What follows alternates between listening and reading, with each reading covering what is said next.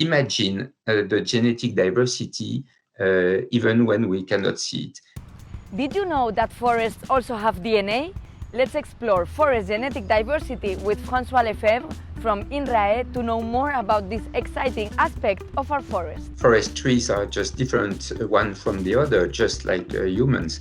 So it's obvious that different tree species are different, but also within a tree species, if you have, for example, Scots pine that is in Finland and in south of Spain, we imagine that the populations are different. So this is genetic diversity.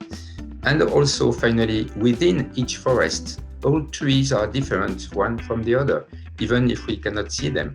So this is genetic diversity. And how diverse are the genes of European forests? Are they in good shape? What we observed is, by chance, the forest trees have a huge genetic diversity compared to other organisms. But they are also highly sensitive to climate change and to new events.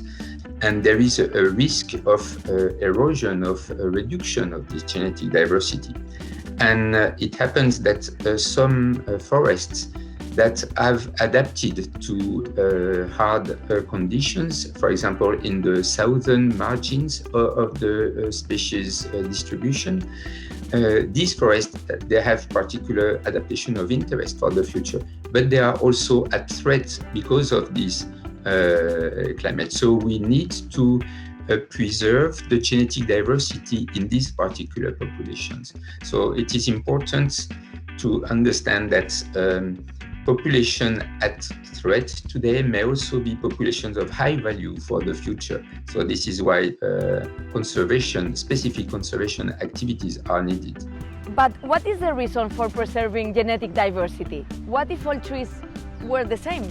We should not put all our eggs in the same basket, and it's exactly what it is about.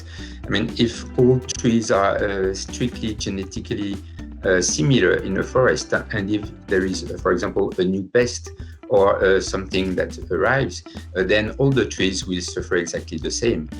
So it's a very weak forest. But having this diversity allows the whole forest to respond to these disturbances that are unexpected. We need this diversity because we don't know what will be actually the future problem. So this diversity is a kind of insurance for a capacity to respond to the future.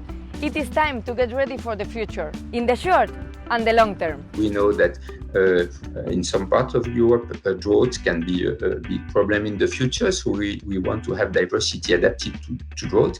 But we also need to have a good conservation of genetic diversity at the same time for the long term, because we don't know what will be the next pathogen that will arrive. So we have to combine these two objectives to adapt the forest and also to conserve the diversity. Do you want to know more about the state and importance of European forests? Forest Europe has gathered the voice of a wide network of experts on the issue. Follow this series on Facebook, Twitter and LinkedIn.